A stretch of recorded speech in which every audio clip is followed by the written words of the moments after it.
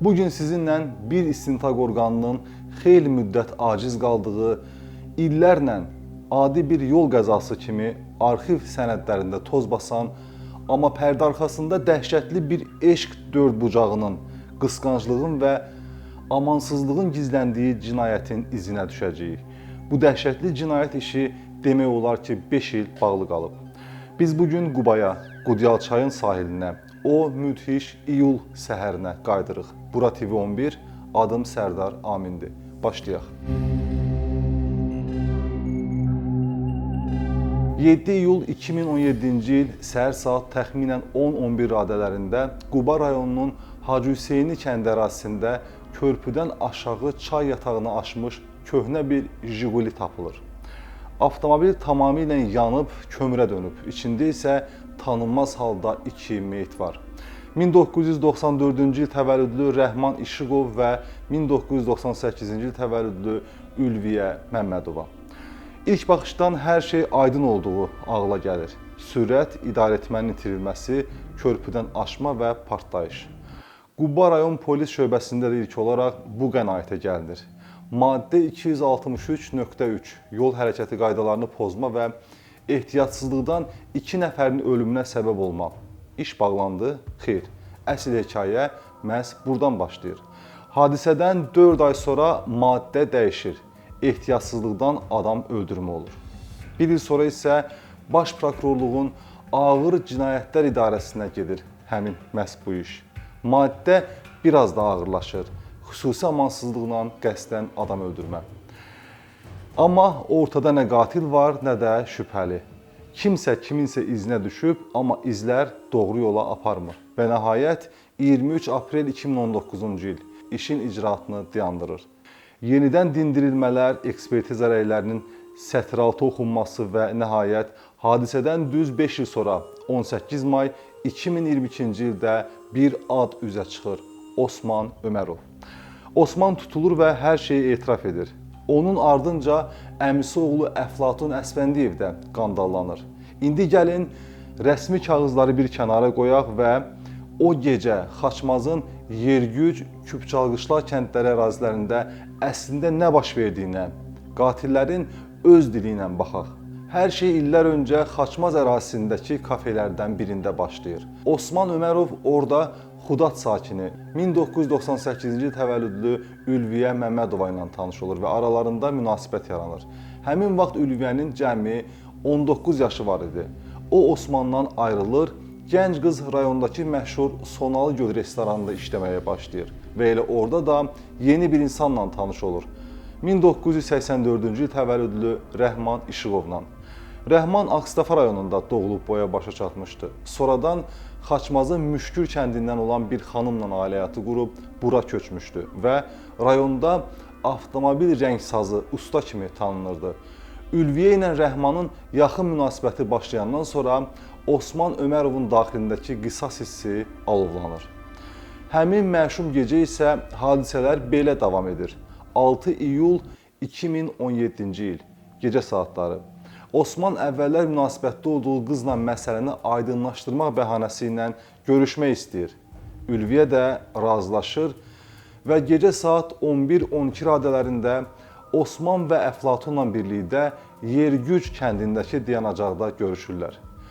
Onlar söhbət edə piyada irəliləyirlər. Amma plan başqadır. Elə yoldaca Ülviyənin telefonundan onun yeni tanışı olan Rəhman İşıqova zəng edirlər.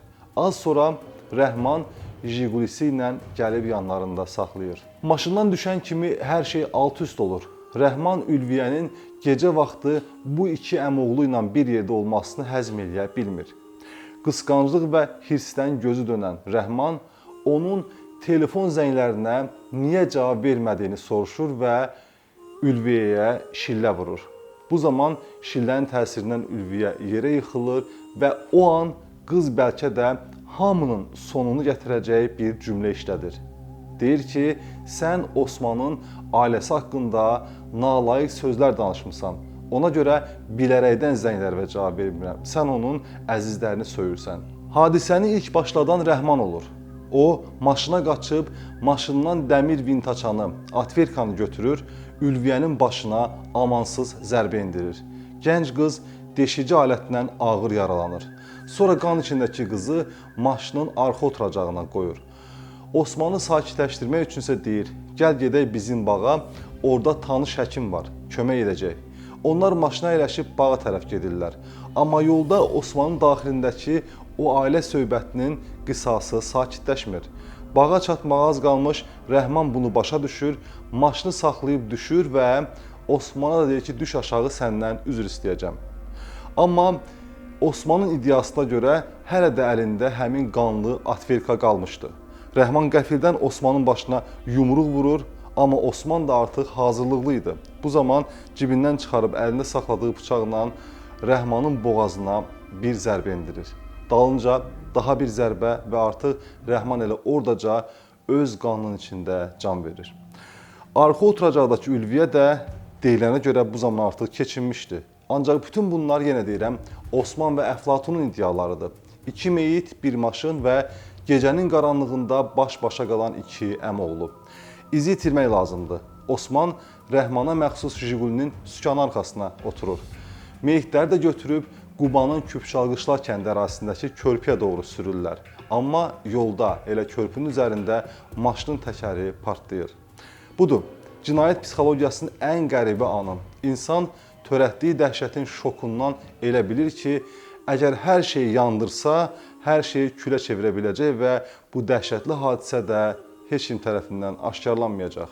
İndi isə gəlin səhnənin ən ağır, o kör-köranə loyallıq dramı olan hissəsinə, Əflatunun ifadəsinə baxaq. Əflatun deyir ki, avtomobilin təkəri partlayanda nə edəcəyimizi bilmədik. Maşını arxadan itələyib Küpçalqışlar körpüsündən aşağı, çaya atdıq. Osman özünü tamamilə itirmişdi, özündə deyildi. Mən düşündüm ki, kənardan alov görünə bilər. Ona görə də qapıları bağladıq, maşının yük yerindəki benzini götürüb həm içəri salona, həm də Ülviyə və Rəhmanın üstünə töküb od vurdum. Sonra biraz uzaqlaşıb əynimizdəki qanlı paltarları da çıxarıb yandırdıq. Bir kafedə başlayan gənclik tanışdığı Sonalı Göl restoranına dəyişən taleylər, Ağstafadan gəlib Xaçmazda rəngsazlıq edən, həyatı sonda qaraya boyanan bir ustanın acı sonu, bir qadının rədd edilməyə dözə bilməyən köhnə sevgilisi, bir kişinin namus adı altında alovlanan qisası və kör-köranə dostluq sədaqəti, dırnaqarası sədaqət və bir qurban. 30 oktyabr 2024-cü ildə Sumqayıt Ağır Cinayətlər Məhkəməsində Osman Ömərov və Əflatun Əsfəndiyevin cinayət işi üzrə son məhkəmə iclası keçirilir. Məhkəmə kollegiyası hökmü elan edir. Hökmə əsasən Osman Ömərov ömürlük, Əflatun Əsfəndiyev isə 18 il müddətinə azadlıqdan məhrum edilir.